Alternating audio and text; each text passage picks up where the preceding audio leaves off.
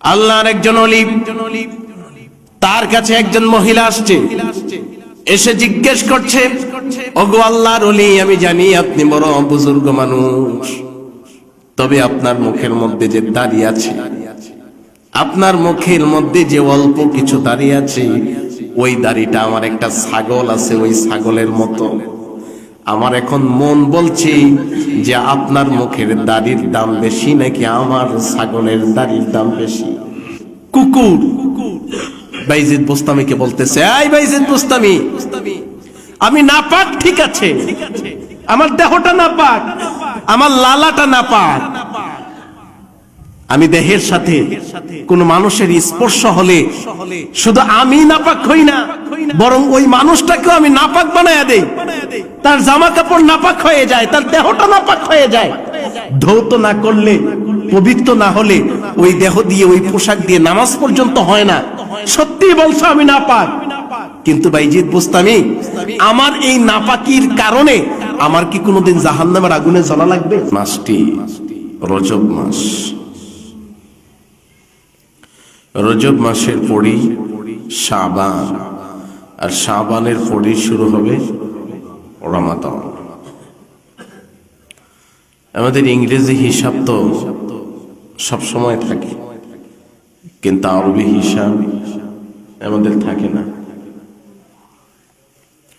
অথচ আল্লাহ পাক পবিত্র কোরআনে বলেন, ইন্না ইদ্দাতাশ শুহুরি ইনদাল্লাহি 12 শাহরা, আমি বছর গণনার জন্য তোমাদের জন্য নির্দিষ্ট 12টি মাস নির্ধারণ করেছি।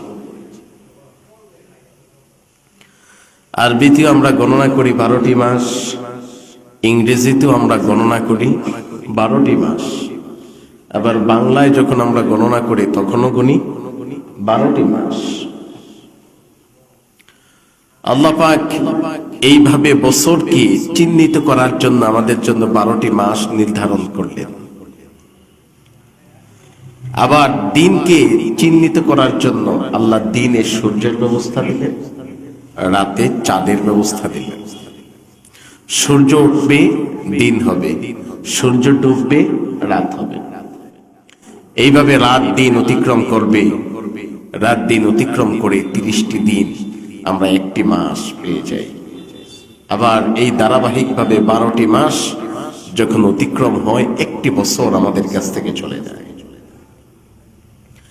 তো গণনার দিক থেকে আমরা বাংলা এবং ইংরেজিকে প্রাধান্য দিলেও আরবি মাসের গণনার দিক থেকে আমরা খুবই কাঁচা। এই জন্য আল্লাহ রাব্বুল আলামিন বলেন যে আমি বছরকে গণনার জন্য 12টি মাস দিলাম, তার মধ্যে তোমাদের জন্য স্পেশাল আমি 4টি মাস দিলাম। যেই 4টি মাসকে বলা হয় আশহারুল হুরুম, হারামের মাস, যেই মাসগুলিতে ঝগড়া বিবাদ করা যায় না, যেই মাসগুলিতে যুদ্ধ করা যায় না, যেই মাসগুলিতে হানাহানি কাটাকাটি সবকিছু বন্ধ থাকে, 4টি মাস। কেননা তখনকার পৃথিবীর অবস্থা, বিশেষ করে আরব ভূখণ্ডে এক গোত্র আরেক গোত্র, এক বংশ আরেক বংশ, এরা সারা বছর ঝগড়ায় লিপ্ত থাকে। তাদের ঝগড়ার কারণে গোটা পৃথিবীতে অশান্তি বিরাজ করে। কিন্তু বছরে একটি দিন সারা পৃথিবীর সমস্ত মানুষগুলি একত্রিত হয় পবিত্র মক্কাতুল মুকাররমায়। মাসের মধ্যে অন্যতম একটি মাস হলো রজব। রজব মাস যেমন করে সম্মানিত জিলহজ মাস, জিলকদ মাস, মুহররম মাস তেমন করে সম্মানিত। এই 4টি মাসকে আল্লাহ পাক আমাদের জন্য স্পেশাল করে দিলেন। এই 4টি মাসে মানুষ বেশি ইবাদত বন্দেগী করে। এই 4টি মাসে মানুষ সবচেয়ে বড় আল্লাহর পক্ষ থেকে একটি ফরজ বিধান হজ করা, এই হজটাকে সম্পন্ন করে। মুহররম মাস বিভিন্ন কারণে আমাদের কাছে অনেক দামি। জিলকদ জিলহজ মাস হজের কারণে আমাদের কাছে দাম। রজব মাস আবার তেমনি নির্দিষ্ট কোনো কারণে রজব মাস আল্লাহর কাছে আমাদের নির্দিষ্ট দামি বানায় দিয়েছে। অনেক উলামায়ে কেরাম অনেক ভাবে অনেক কারণ উল্লেখ করেছেন, তবে সবচেয়ে বড় কারণ যেটা আমরা খুঁজে পাই সেটা হলো এই রজবের চাঁদে আল্লাহর হাবিব সাল্লাল্লাহু আলাইহি ওয়াসাল্লাম মহান মালিক আল্লাহর দিদার লাভে ধন্য হয়েছে, যেটাকে মেরাজ বলা হয়। মেরাজ হলো ঊর্ধ্ব জগতে ভ্রমণ করা, আল্লাহর সান্নিধ্যে। তাম পৃথিবীতে যত নবী রাসূল এসেছে সবাই চেয়েছে আল্লাহর দিদার, কিন্তু কেউ আল্লাহর দিদার পায় নাই। হযরত মুসার আকাঙ্ক্ষা ছিল সবচেয়ে বেশি। মুসা যখনই আল্লাহর সাথে কথা বলতেন তখনই তিনি তার মনের কথাটা ব্যক্ত করতেন, রব্বি আরনি, হে আল্লাহ আমি তোমাকে দেখতে চাই। কারণ মুসা আলাইহিস সালাতু ওয়াস সালাম যেমন করে আল্লাহর সাথে কথোপকথন করতেন তেমন করে আর কোন নবী আল্লাহর সাথে তেমন করে কথোপকথন করতেন না। এটা মুসা নবীর জন্য ছিল স্পেশাল, এই জন্য তাকে বলা হয় মুসা কালিমুল্লাহ। তিনি তুর পর্বতে গেলেই আল্লাহর সাথে কথা বলতে পারতেন। তিনি খুঁজতেন আল্লাহ কোন দিক থেকে আসে, আল্লাহ কোথায়, কিন্তু আল্লাহকে দেখতেন না। তুর পর্বতের উপর একটি খেজুরের গাছ থাকতো, তিনি দেখতেন যে গাছের ভিতর থেকে কেমন যেন কথার আওয়াজ বের হয়। তা তিনি বারবার আল্লাহকে বলতেন রব্বি আরনি, তোর পর্বতে আসলেই মালিক তোমার সাথে কথা বলতে পারি, কিন্তু তোমার আওয়াজ শুনি কিন্তু তোমাকে দেখি না। কিন্তু আমার মনটা বারবার তোমাকে দেখতে মনে চায়, তুমি আমার সাথে একটু দেখা দাও। বারবার মুসা নবী আলাইহিস সালাতু ওয়াস সালামের এমন প্রশ্ন, এমন চাওয়ার ব্যাপারে আল্লাহ রাব্বুল আলামিন বলেন লাং তারনি, হে মুসা তুমি আমাকে দেখতে চাইলেও তো তুমি আমাকে দেখতে পারবা না, কারণ আমি আল্লাহকে দেখার জন্য যেই চক্ষু দরকার, যে আলো দরকার, যে দৃষ্টি দরকার ওইটা তুমি মুসার নাই। সুবহানাল্লাহ। তুমি মুসা আমি আল্লাহকে দেখতে চাইলো, আমি দেখা দিল, তুমি ওইটা পারবা না। এবার মুসা একদিন, প্রতিদিন এই প্রশ্নের জবাবে আল্লাহ একই কথা বলে, একদিন বলে যে আল্লাহ তুমি বারবার বলো যে আমি পারবো না, একবার দেখা দিয়ে দেখো আমি পারি কিনা। সুবহানাল্লাহ, সুবহানাল্লাহ। আল্লাহ পাক বললেন যে দেখতে পারবা আর দেখা লাগবেই, ঠিক আছে এসো, তোমার কওমের লোকদেরকে নিয়ে এসে আমি আল্লাহ তোমার সাথে সাক্ষাৎ দিই। তো তিনি বনি ইসরাইলের 40 জন লোক নিয়ে তুর পাহাড়ে হাজির হয়েছে। তো যখন আল্লাহ পাক তার নূরের তাজাল্লি দিয়েছে, তাজাল্লি দেওয়ার সাথে সাথে 40 জন মানুষ জায়গায় পুড়ে ছাই হয়ে গেছে এবং বিশাল তুর পাহাড়টাও পুড়ে কয়লা হয়ে গেছে। 40 দিন এভাবে পড়ে আছে। 40 দিন পরে আল্লাহ পাক ডাক দিছে হযরত মুসা আলাইহিস সালাতু ওয়াস সালামকে, এই মুসা কিরে কি হলো? দেখতে চাইলাম, মাত্র নূরের একটু তাজাল্লি দিলাম, 40 দিন পার হয়ে গেছে, বেহুশ হয়ে রইছো, এখনো জ্ঞান ফিরতেছে না। এই ঘটনার পরিপ্রেক্ষিতে তাফসীরকারকরা ব্যাখ্যা করেছেন যে 40 জন বনি ইসরাইল ছিল, তারা পুড়ে ছাই হয়ে গেছে, পাহাড় পুড়ে ছাই হয়ে গেছে, কিন্তু মুসা নবী পুড়ে নাই, শুধু বেহুশ হয়েছিল। কেন? বলে যে মুসার দেহের মধ্যে নূরে মুহাম্মদী ছিল।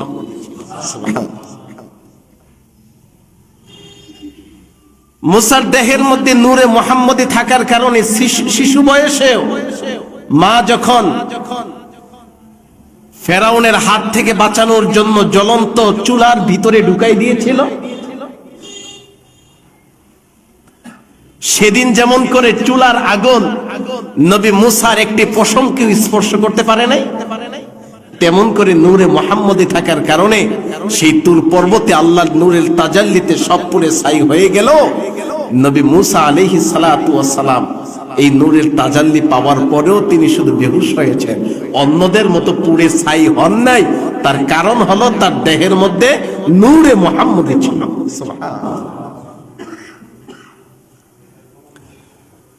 এই জন্য কারো পক্ষে আল্লাহর দিদার লাভে ধন্য হওয়া সম্ভবপর হয় নাই।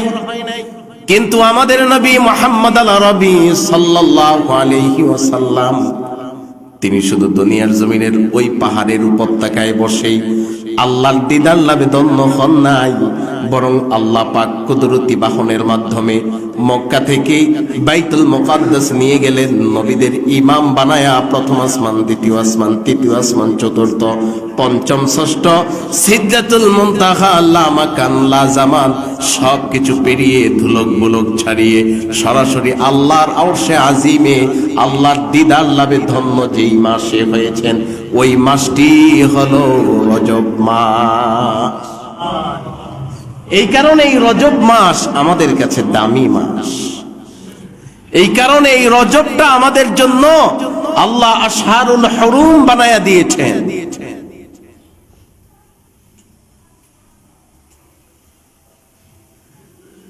এই রজব মাস পেয়ে আমরা অনেকেই জানি না যে আর এইটা যে রজব মাস চলতেছে। সাহাবায়ে কেরাম বলেন, আল্লাহর হাবিব সাল্লাল্লাহু আলাইহি ওয়াসাল্লাম যখনই রজব শুরু হতো তিনি দোয়া পড়তেন, আল্লাহুম্মা বারিক লানা ফি রজব ওয়া শাবান ওয়া বাল্লিগনা রমাদান। রজব মাসের শুরু থেকে তিনি দোয়া পড়তে থাকেন। প্রত্যেক দিন তিনি অসংখ্যবার এই দোয়া আল্লাহর দরবারে পাঠ করতেন, আল্লাহুম্মা বারিক লানা ফি রজব ওয়া শাবান ওয়া বাল্লিগনা রমাদান। আয় আল্লাহ, রজব মাসে আমাদের উপরে তুমি বরকত দাও, আমাদেরকে রহমত দাও, আমাদের জন্য কল্যাণ দাও। শাবান মাসেও আমাদেরকে বরকত দাও, আমাদের জন্য কল্যাণ দাও। আর রমজান মাস পর্যন্ত আমাকে পৌঁছে দাও, যাতে করে তোমাকে খুশি করার জন্য মাহে রমাদানের রোজা রাখতে পারি।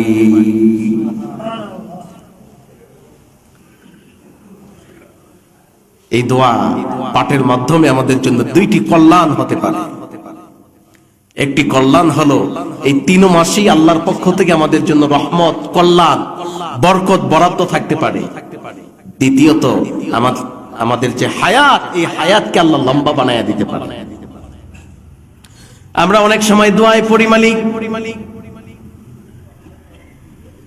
কত মানুষ মরে যায়, আমিও তো একদিন মরে যাব, দুনিয়ার জমিন ছেড়ে আমাকেও তো একদিন অন্ধকার কবরে চলে যেতে হবে। তবে যেদিন চলে যাব ওই দিনটা যেন আমার, ওই মাসটা যেন আমার রমজান মাস হয়, ওই দিনটা যেন আমার পবিত্র দিন জুমার দিন হয়, ওই সময়টা যেন আমার অত্যন্ত বরকতপূর্ণ সময় হয়, আমার হালতটা যেন কোরআন তেলাওয়াতে হয়, আমার সুরতটা যেন নামাজের সুরতে মৃত্যু হয়। যদি এই মাসে, এই দিনে, এই সময়ে, এই অবস্থায় মৃত্যু হয়, তাহলে বোঝা যায় যে এই মৃত্যু আমাদের জন্য আখিরাতে কল্যাণ বয়ে আনবে।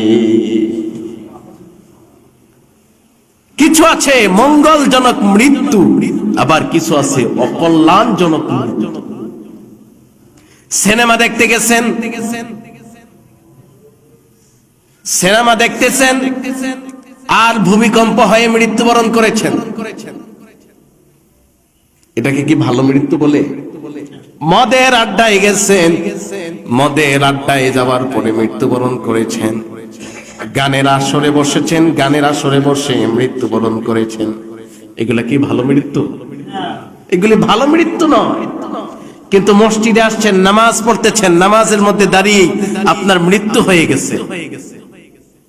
মানুষ বলবে, হারে তার মরণটা কত ভালো হয়েছে, দেখছো? মসজিদ পবিত্রময় জায়গা, আবার সে নামাজের সুরতে তার মরণটা হয়েছে, নিশ্চয়ই তার মরণটা ভালো, ঈমানের সাথে তার মৌত হয়েছে। আল্লাহর হাবিব বলেন, শেষ ভালো, সব ভালো।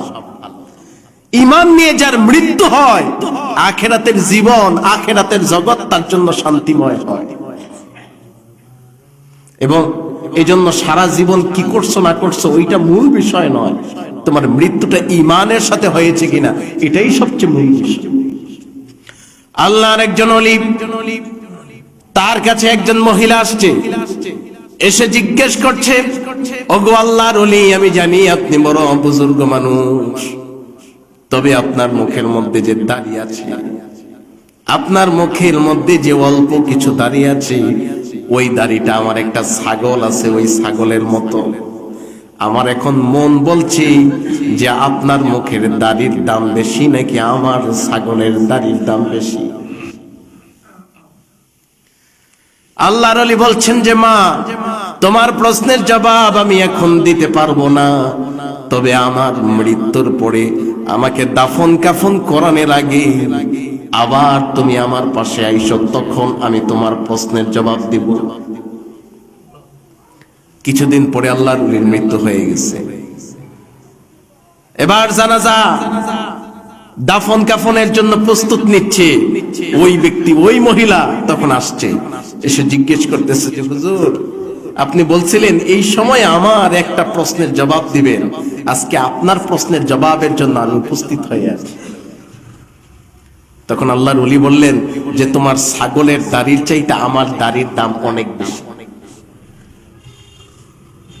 এবার বুড়ি বললেন যে হুজুর, এই কথা তো তখনই বলতে পারতেন, কিন্তু এতদিন এত সময় লাগিয়ে এই কথা বলার কারণ কি ছিল? আল্লাহর ওলি বললেন, ওগো মা, আমি তখনও জানি না আমার কি ঈমানের সাথে মৃত্যু হবে কিনা, আমি কি ঈমান নিয়ে মৃত্যুবরণ করতে পারবো কিনা, তখনও আমি জানি নাই। কিন্তু এখন আমি জানছি যে আমি ঈমানের সাথে মৃত্যুবরণ করতে পেরেছি। আমি যদি ঈমানের সাথে মৃত্যুবরণ করি, আমার শুধু দাড়ি কেন, আমার গোটা অঙ্গের প্রত্যেকটি পশমের মূল্য আল্লাহর কাছে অনেক বেশি।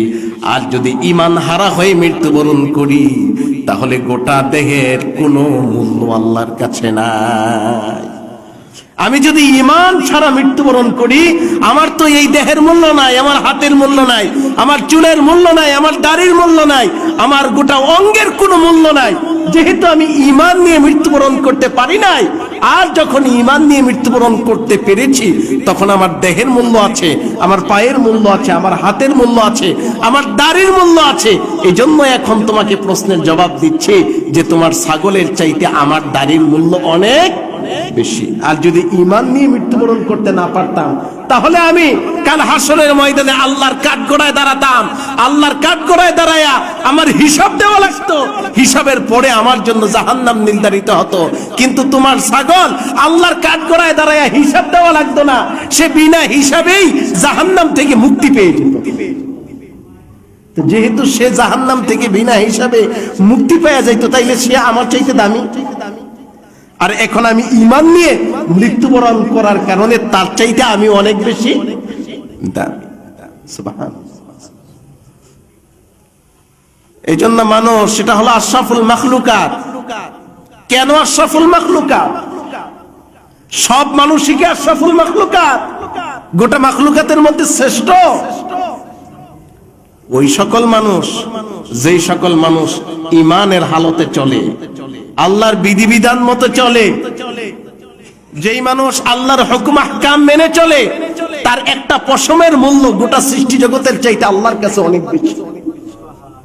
আর যেই মানুষ আল্লাহর হুকুমাতে চলে না, যেই মানুষ আল্লাহর বিধিবিধান মতে চলে না, একটা পশুর মূল্য তার চাইতে অনেক বেশি। হযরত বাইজিদ বুস্তামি জমিন দিয়ে হেঁটে যাচ্ছেন, জমিন দিয়ে হেঁটে যাচ্ছেন, দুই পাশে ফসল, মাঝখানে ছোট্ট জায়গা। তিনি হেঁটে চলছেন, রাস্তা পার হবেন, তিনি এক পাশ থেকে রওনা হয়েছেন, আর এক পাশ থেকে একটা কুকুর রওনা হয়েছে। মাঝখানে এসে কুকুর আর বাইজিদ বুস্তামি মুখোমুখি হয়েছে। এখন রাস্তা এত ছোট যে কুকুরকে যদি বাইজিদ বুস্তামি সাইড দেয়, তাহলে তিনি রাস্তা থেকে সরে দাঁড়াতে হবে। আবার কুকুর যদি বাইজিদ বুস্তামিকে সাইড দেয়, তাহলে এই কুকুর রাস্তার পাশে গিয়ে দাঁড়াতে হবে। এমন একটা ছোট্ট জায়গা। এখন বাইজিদ বুস্তামিও কুকুরকে সাইড দিচ্ছে না, কুকুরও বাইজিদ বুস্তামিকে সাইড দিচ্ছে। এবার বাইজিদ বুস্তামি বলতেছে, রে কুকুর, তুইও আল্লাহর মাখলুকাত, আমিও আল্লাহর মাখলুকাত, কিন্তু তোর চাইতে আমি অনেক বেশি দামি। তুই হইলি দুনিয়ার জমিনের মধ্যে নিকৃষ্ট প্রাণী, আমি হইলাম উৎকৃষ্ট প্রাণী। যেহেতু আমি দামি, আমার আমলও দামি, আমার কাজও দামি, আমার দেহটাও দামি, যেহেতু আমি আশরাফুল মাখলুকাত, তাই উচিত এখন আমি তোকে সাইড দেব না, বরং তুই রাস্তার পাশে নাইমা আমি বাইজিদ বুস্তামিকে সাইড দিবি। এই কথা শোনার সাথে সাথে কুকুর বাইজিদ বুস্তামিকে বলতেছে, এই বাইজিদ বুস্তামি, আমি নাপাক ঠিক আছে, আমার দেহটা নাপাক, আমার লালাটা নাপাক, আমি দেহের সাথে কোন মানুষের স্পর্শ হলে শুধু আমি নাপাক হই না, বরং ওই মানুষটাকেও আমি নাপাক বানায়া দেই। তার জামা কাপড় নাপাক হয়ে যায়, তার দেহটা নাপাক হয়ে যায়। ধৌত না করলে, পবিত্র না হলে ওই দেহ দিয়ে, ওই পোশাক দিয়ে নামাজ পর্যন্ত হয় না। সত্যি বলছো আমি নাপাক, কিন্তু বাইজিদ বুস্তামি, আমার এই নাপাকির কারণে আমার কি কোনোদিন জাহান্নামের আগুনে জ্বলা লাগবে? এই কথা শুনে বাইজিদ বুস্তামি আশ্চর্য হয়ে গেছে। আসলে তো কথা সত্য, কুকুর তুমি নাপাক হতে পারো, কিন্তু নাপাকির কারণে জাহান্নামের আগুনে জ্বলা লাগবে না। এবার কুকুর বলছে, ওরে বাইজিদ বুস্তামি, তোমার অন্তরের মধ্যে, কলবের মধ্যে যে গুনাহ নাপাকি আছে, বলো তো দেখি ওই গুনাহ নাপাকির জন্য জাহান্নামের আগুনে জ্বলা লাগবে কিনা। এবার বাইজিদ বুস্তামি দুইটা চোখের পানি ছেড়ে দিলেন। দুইটা চোখের পানি ছেড়ে দিয়ে কুকুরকে লক্ষ্য করে বললেন, ওরে কুকুর, তুমি আজকে আমাকে এমন এক শিক্ষা দিয়ে দিলা যে শিক্ষা আমি আমার জীবনে আর কোনোদিন পাই নাই। তবে তুমি যা বলেছো সত্য বলেছো, তোমার নাপাকির কারণে কোনোদিন আল্লাহর কাঠগড়ায় দাঁড়ায় হিসাব দেওয়া লাগবে না, জাহান্নামের আগুনে জ্বলা লাগবে না। কিন্তু আমি বাইজিদ বুস্তামির অন্তরে গুনার যে নাপাকি আছে, এই একটি গুনার নাপাকির কারণে আল্লাহর কাঠগড়ায় দাঁড়ায় হিসাব দিতে হবে জাহান্নামের আগুনে। কতদিন, কত মাস, কত বছর জ্বলতে হবে, এইটা একমাত্র আল্লাহ ছাড়া আর কেউ জানে না। এই বাইজিদ, তাহলে বলো এখন আমি তোমার চাইতে দামি নাকি তুমি আমার চাইতে দামি? এখন কি আমি তোমাকে সাইড দিব নাকি তুমি আমাকে সাইড দিবা? আল্লাহু আকবার। কুকুর বাইজিদ বুস্তামিকে কি এমন এক শিক্ষা দিয়ে দিলেন, সেই দিন থেকে বাইজিদ বুস্তামি সারাটা জীবন নিজেকে আর উৎকৃষ্ট মনে করে নাই। সব কিছুকেই তিনি তার চাইতে উৎকৃষ্ট মনে করেছেন। আর তিনি চিন্তা করেছেন, আমার হৃদয়ে যতদিন পর্যন্ত গুনার নাপাকি আছে ততদিন পর্যন্ত আমি হইলাম নিকৃষ্ট। আর যখন আমার ভিতরটা গুনাহের নাপাকি থেকে মুক্ত, পবিত্র হবে, সেদিনই হব আমি গোটা সৃষ্টি জগতের চাইতে উৎকৃষ্ট। সুবহানাল্লাহ। এটাই ছিল আল্লাহর ওলিদের মনোভাব, তাকওয়া, পরহেজগারিতা, জাহান্নামের আগুনের ভয়, আখিরাতের চিন্তা। আর আমরা নিজের অন্তরের মধ্যে নাপাকির অভাব নাই, আরেকজনের নাপাক নিয়ে আমরা চিন্তা করি।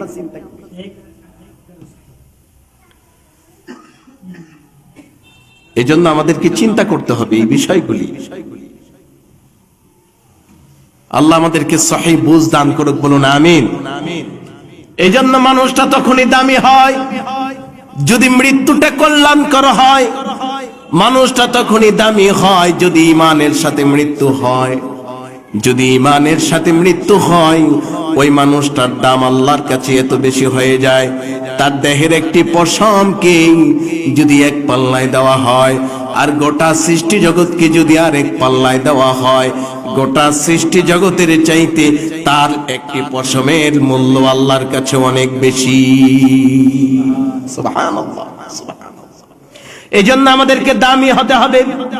যেমন করে আমরা আকৃতিতে দামি, যেমন করে আমরা উম্মতের মধ্যে দামি, যেমন করে আমরা মাখলুকাতের মধ্যে দামি, তেমন করে আমাদের কাজগুলিও হতে হবে তেমন করেই দামি। মানুষ হইলাম দামি, কাজ হইল নিকৃষ্ট, তাইলে কি এই সম্মান ধরে রাখতে পারলাম? এই সম্মান ইজ্জত আমরা আমাদের ধরে রাখতে পারলাম না। আমি যেমন বড়, আমাকে কাজ করতে হবে তেমন বড়। আমি যেমন দামি, আমাকে কাজ করতে হবে তেমন দামি। আমি যেমন সবার কাছে সম্মানিত, আমার কাজটাও হতে হবে তেমন করেই সম্মানিত। আর মানুষ তখন পর্যন্ত তার দাম ধরে রাখতে পারে যতদিন পর্যন্ত এই মানুষটা আল্লাহর হুকুমাতের উপরে, আল্লাহর নিয়ম নীতিতে জীবনকে পরিচালনা করতে চায়। এই জন্য আল্লাহর হাবিব রজব মাস আসলে তিনি দোয়া করতেন, আল্লাহুম্মা বারিক লানা ফি রজবা ওয়া শাবান ওয়া বাল্লিগনা রমাদান। ও মালিক, রজব মাস পেয়ে গেছি, রজবের মধ্যে তুমি আমার হায়াতে বরকত দাও, তুমি আমার রিজিকে বরকত দাও, তুমি আমার আমলে বরকত দাও, তুমি আমার সব কিছুতে বরকত দাও। ও মালিক, শাবান মাস পেয়ে গেছি, শাবান মাসেও তুমি আমার হায়াতের মধ্যে বরকত দাও, তুমি আমার রিজিকে বরকত দাও, তুমি আমার কামাই রোজগারে বরকত দাও, তুমি আমার সবকিছুতে বরকত দাও। ও মালিক, রজব পাওয়ার পরে মাত্র একটি মাস মাঝখানে বাকি থাকে রমজান পাওয়ার জন্য। ও মালিক, রজব যেমন করে পেয়েছি, রমজান থেকে আমাকে বঞ্চিত করো না, বরং যদি হায়াত নাও থাকে রমজান পর্যন্ত নিয়ে যাও, আর রমজান মাসে আমার মৃত্যু তুমি নির্ধারণ করে দাও। এই জন্য আল্লাহর হাবিব এই দোয়াটা বারবার করতেন, মালিক আল্লাহুম্মা বারিক লানা ফি রজবা ওয়া শাবান ওয়া বাল্লিগনা রমাদান। হে আল্লাহ, রজব মাসে বরকত দিও, শাবান মাসে বরকত দিও, আর রমজান পর্যন্ত আমাকে পৌঁছে দিও, যাতে রমজানের রোজাগুলি তুমি আল্লাহর সন্তুষ্টি অর্জনের জন্য আমরা রাখতে পারি। কারণ রোজা এটা হলো সর্বশ্রেষ্ঠ একটি ইবাদত। পৃথিবীর সব ইবাদতের মূল্য, সব ইবাদতের সওয়াব ফেরেশতারা নির্ধারণ করে লিখে আমলনামায়, কিন্তু আল্লাহ পাক বলেন আস-সাওমু লি ওয়া আনা আজজি বিহি। রোজা এটা একটা ভিন্ন ইবাদত, বান্দা রোজা রাখে একমাত্র আমি আল্লাহকে খুশি করার জন্য। এইটার প্রতিদান ফেরেশতাদের জন্য নির্ধারিত করব না, ফেরেশতার মাধ্যমে আমি আমার বান্দাকে দেব না, এইটার প্রতিদান আমি আল্লাহ আমার নিজ হাতে আমার বান্দাকে দিয়ে দিব। এই জন্য আল্লাহর হাবিব বলেন যে জান্নাতের মধ্যে অনেক দরজা আছে। যে দুনিয়াতে যে যত বেশি কাজ করছে, যে বেশি নামাজ পড়ছে, নামাজীদের জন্য একটা দরজা থাকবে, ওই দরজা থেকে ফেরেশতারা তাকে ডাকবে, এই নামাজি আসো, এই দরজা দিয়ে আসো। যে বেশি দান সদকা করছে, এই দান সদকার জন্য আলাদা একটা দরজা থাকবে, ওই দরজা দিয়ে ফেরেশতারা তাকে ডাকবে, এই দানকারী তুমি আমার মাধ্যমে আসো, জান্নাতে প্রবেশ করো। ভালো কাজের প্রতিটি এরকম করে জান্নাতের মধ্যে অসংখ্য দরজা আছে। আল্লাহর হাবিব সাল্লাল্লাহু আলাইহি ওয়াসাল্লাম বলেন রোজাদারের জন্য একটা দরজা আছে, এটার নাম হলো রাইয়ান। আর রোজাদারকে এই রাইয়ান নামক দরজা দিয়ে ফেরেশতারা ডাকবে, ও রোজাদারেরা, ও রোজাদারেরা তোমরা আসো, অন্য কোনো দরজা দিয়ে যেও না, এই দরজাটা তোমাদের জন্য স্পেশাল, এইটার আরাম আয়েশ তোমাদের জন্য আল্লাহর পক্ষ থেকে নির্ধারিত, তোমরা আসো, এই দরজা দিয়ে জান্নাতে প্রবেশ করো। সুবহানাল্লাহ, সুবহানাল্লাহ। এই জন্য রজব থেকেই আমাদেরকে প্রস্তুতি নিতে হবে মাহে রমাদানের। মাহে রমাদানের প্রস্তুতি নিতে হবে। আম্মা জান আয়েশা বলেন রজব মাস আসার পরেই আমি দেখতাম যে আল্লাহর হাবিব এত বেশি পরিমাণ রোজা রাখতেন,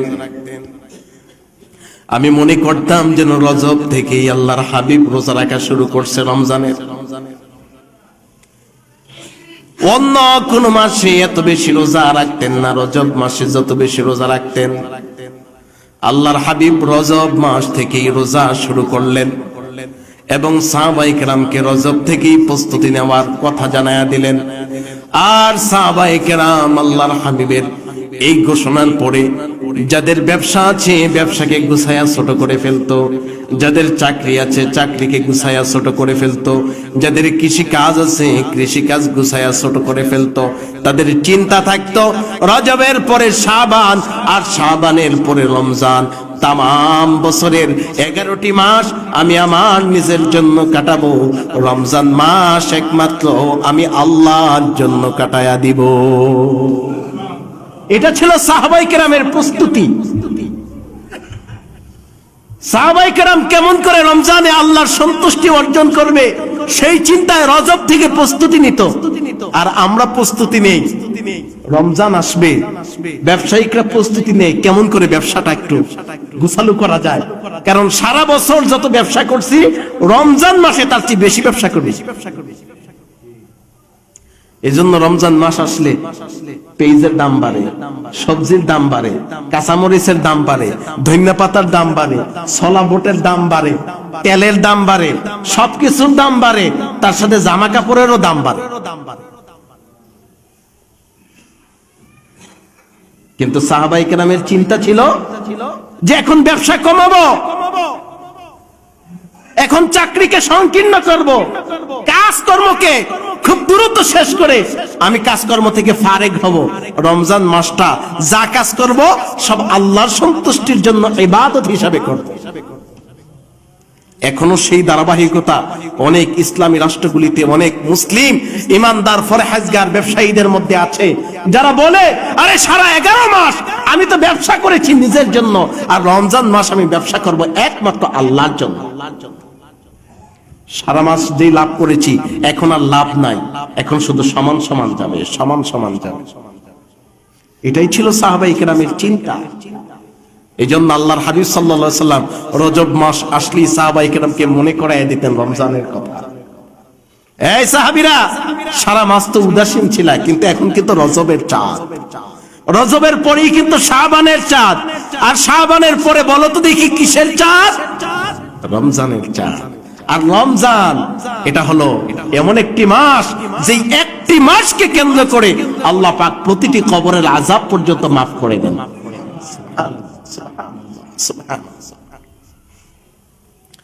আল্লাহর হাবিব বলেন আবার রমজান মাসে 30টা দিনকে আল্লাহ 3 ভাগে বিভক্ত করে দিলেন। প্রথম 10 দিন রহমতের, দ্বিতীয় 10 দিন মাগফিরাতের, তৃতীয় 10 দিন আল্লাহর পক্ষ থেকে নাজাতের জন্য নির্ধারিত করলেন। যে রমজান মাসে প্রথম 10 দিন এত বেশি পরিমাণ রহমত আসবে যা তামাম বছরেও এত বেশি পরিমাণ রহমত আল্লাহ দুনিয়াতে দেন নাই। এজন্য এই দিনগুলাকে বলা হয় রহমতের দিন। দ্বিতীয় দশক বলা হয় মাগফিরাত, তৃতীয় দশক বলা হয় নাজাত।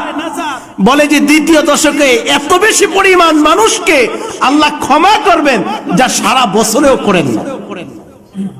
এজন্য মাঝখানের 10 দিন হলো মাগফিরাতের দিন, শেষের 10 দিন নাজাতের, যে সারা বছরেও এত পরিমাণ কবরবাসীদেরকে আল্লাহ নাজাত দেন নাই, এই 10 দিনে যেই পরিমাণ কবরবাসীদেরকে আল্লাহ নাজাত দিয়ে দিবেন। এজন্য আমাদের সেই রমজানের ফজিলত, রহমত, মাগফিরাত, নাজাত, বরকত পেতে হলে এখন থেকেই আমাদের প্রস্তুতি নিতে হবে। ঠিক কিনা বলেন? এখন থেকেই প্রস্তুতি নিতে হবে, এখন থেকেই সে আশাও রাখতে হবে যে আমি রমজানের প্রতিটি রোজা রাখবো, আমি রমজানে এই এই ইবাদতগুলি করব, আমি রমজানের মধ্যে আল্লাহর সন্তুষ্টি লাভের জন্য আমি এই এই কাজগুলি করব।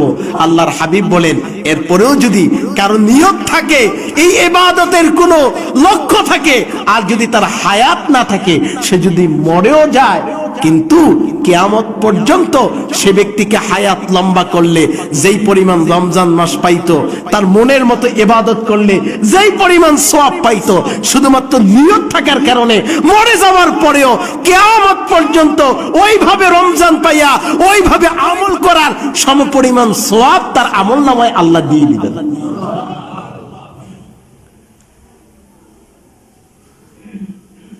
এই জন্য আমাদেরকে এখন থেকে নিয়ত রাখতে হবে মাহে রমাদানের, যে আমরা আমাদের মাহে রমাদানটা এমন করে কাটাবো, কোরআন খতম করব, তাসবিহ খতম করব, আমি রোজাদারকে ইফতার করাবো, আমি কিছু দান সদকা করব, আমি নিজে পরিপূর্ণভাবে 5 ওয়াক্ত নামাজগুলি আদায় করব, নফল নামাজগুলি আদায় করব, কোরআন তেলাওয়াত করব, আমি রোজাগুলি পরিপূর্ণভাবে রাখবো, আমি গুনাহের কাজ ছেড়ে দিব, আমি গুনাহের কাজ করব না। তাহলে যদি মরণও হয়ে যায়, রমজান মাস নাও পাই, কিন্তু সওয়াব থেকে বঞ্চিত হব না। এই জন্য আল্লাহ হাবিব সাল্লাল্লাহু আলাইহি ওয়াসাল্লাম আমাদেরকে এটাই শিখিয়ে দিলেন এই দোয়ার মাধ্যমে, যে হে আল্লাহ, তুমি আমাদেরকে এই রজবেও বরকত দিও, শাবানেও বরকত দিও, এবং আমাদেরকে মাহে রমাদান পর্যন্ত পৌঁছায়া দিও, মাহে রমাদানের ফজিলত বরকত থেকে আমাদেরকে বঞ্চিত করিও না। এজন্য আমাদেরকে এখন থেকেই এই দোয়া বারবার করতে হবে, আর এখন থেকেই আমাদেরকে প্রস্তুতি নিতে হবে মাহে রমাদানের। আল্লাহ পাক আমাদের সকলকে এখন থেকে মাহে রমাদানের জন্য প্রস্তুতি নেওয়ার মতো তৌফিক দান করুক, বলো না আমিন। আজকে আমাদের এই খোরশেদ ব্যাপারী সাহেব, তিনি অন্ধকার কবরের বাসিন্দা হয়ে গেছেন। এ ভাই, আমি আপনি ছোট বড় ধনী গরিব থাকা যাবে নাকি যাওয়া লাগবে? যাওয়া লাগবে, যাওয়া লাগবে। এই দুনিয়া এমন একটা জায়গা যেই জায়গাতে থাকার কোনো সুযোগ নাই। আপনি ইচ্ছা করলেও থাকতে পারবেন না, আবার ইচ্ছা করলেও আগেও যেতে পারবেন না। ইযা জা আজালুকুম লা ইস্তাখিরুনা সাআতাও ওয়ালা ইস্তাকদিমুন। আপনার জন্য নির্দিষ্ট একটা সময় আছে, এই নির্দিষ্ট সময়ের সাথে সাথেই আজরাইল আপনার সামনে এসে হাজির হবে। আর যখন আজরাইল হাজির হবে, এক মুহূর্ত সময় অতিক্রম করবে না, আপনাকে এক মুহূর্ত সময় দিবেও না। আপনি চিন্তা করবেন, আরে ভাই তুমি এত তাড়াতাড়ি চলে আসছো, এখনো ব্যাংকের লেনদেনটা শেষ হয় নাই, ব্যবসাটা গুছাই নাই, ছেলে সন্তানকে এখনো বিদায় জানাই নাই, একটু সময় দাও। সময় হবে? এক মুহূর্ত কাল সময় হবে না। ওই সময়ে আজরাইল আমাদের দেহ থেকে প্রাণ পাখি টেনে বের করে নিয়ে যাবে, আর আমার মৃত্যুর ঘোষণা মসজিদের মাইকে এলাওয়াজ হয়ে যাবে যে অমুক গ্রামের অমুক বাড়ির অমুকে আজকে মৃত্যুবরণ করেছে। এ ভাই, এই সংবাদ তো প্রতিদিনই শুনি কোনো না কোনো জায়গাতে, কিন্তু শোনার পরেও আজও আমরা উদাসীন হয়ে গেলাম, আজও আমাদের হুঁশ ফিরল না, আজও আমাদের দুনিয়া নিয়ে চিন্তা শেষ হলো না, আজও আমাদের ব্যবসা কমলো না, আজও আমাদের চাকরিতে প্রমোশন পাওয়ার চিন্তা আমার মাথা থেকে শেষ হইল না।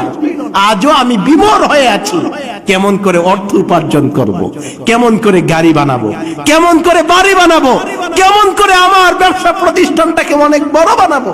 আজও আমি সেই চিন্তায় রয়েছি, কিন্তু এত চিন্তা করার পরেও আমি কখন যেন হুট করেই এই দুনিয়া ছেড়ে চলে যাই। বাড়ির জায়গায় বাড়ি থাকবে, ঘরের জায়গায় ঘর, আমি যাব একা একা অন্ধকার কবর। এই কবরে যাওয়ার পরে আপনার ব্যাংকের টাকাটা ওয়ারিসরা ভাগ করে নিবে, আপনার বাড়িটা ভাগ করে নিবে, আপনার ব্যবসাটা ভাগ করে নিবে, আপনার অর্থকরী সম্পদ যা থাকবে সব কিছু ভাগ করে নিবে, কিন্তু আপনার গুনাহটা কি ভাগ হবে? আপনি বলবেন, কিরে সন্তান, তোর জন্য এত কষ্ট করে হারাম পন্থা অবলম্বন করে নামাজ রোজা বাদ দিয়ে ইবাদত বন্দেগী ছাইরা শুধু আমি অর্থ কামাইছি আর সম্পদ বাড়াইছি, তুই সন্তানের জন্য মরার সাথে সাথে সব ভাগ হয়ে গেল, কিন্তু আমার গুনার ভাগ তো কেউ হলো না। তখন সে আফসোস করে বলবে, হায় হায়, তাহলে আমি এতদিন আমি কি করলাম? আমি কেন আল্লাহর জন্য কাজ করলাম না? আমি কেন নামাজ পড়লাম না? আমি কেন দান সদকা করলাম না? আমি কেন তাসবিহ তাহলিল করলাম না? আমি কেন ইবাদত বন্দেগীতে আমার সময়টা কাটালাম না? আমি কেন দুনিয়ার পিছনে এমন ভাবে লালায়িত হয়ে গেলাম? কিন্তু সেদিন চিন্তা করলেও কোনো কাজ হবে না। এজন্য আল্লাহ হাবিব সাল্লাল্লাহু আলাইহি ওয়াসাল্লাম বলেন যে আখিরাতের দুনিয়াটা হলো আখিরাতের জন্য কামাইয়ের জায়গা। এই দুনিয়ায় যদি ভালো কামাই করতে পারো, তাহলে আখিরাত তোমার জন্য কল্যাণ হবে, তোমার জন্য ভালো হবে, তোমার জন্য শান্তির জায়গা হবে। আর দুনিয়াতে যদি তুমি কামাই করতে না পারো, তাহলে আখিরাত তোমার জন্য কল্যাণ হবে না, আরামের জায়গা হবে না, শান্তির জায়গা হবে না। এজন্য যে যত বেশি শান্তিতে থাকতে চায়, সে তত বেশি কামাই করতে হবে। দুনিয়াতে ভালো শান্তি আরামায়েশে থাকতে হইলে বেশি টিয়া কামাই করা লাগবে, আর কবরে আরামায়েশে থাকতে চাইলে দুনিয়াতে বেশি নেকামল করা লাগবে। মানুষ দুনিয়ার আরামায়েশটা বুঝে, কিন্তু আখিরাতের আরামায়েশটার কথা ভুলে যায়, চিন্তাও করে না। এটাকেই বলা হয় দুনিয়াদার বান্দা। আর যারা দুনিয়াতে বসে আখিরাতের চিন্তা করে, এরাই হলো আল্লাহর প্রকৃত বান্দা। এজন্য আমরা যেন দুনিয়াদার বান্দা না হয়ে যাই, আমরা যেন আল্লাহর প্রকৃত বান্দা হতে পারি, সেই চিন্তা সেই মনোভাব নিয়েই আমাদের সময়গুলিকে অতিবাহিত করতে হবে।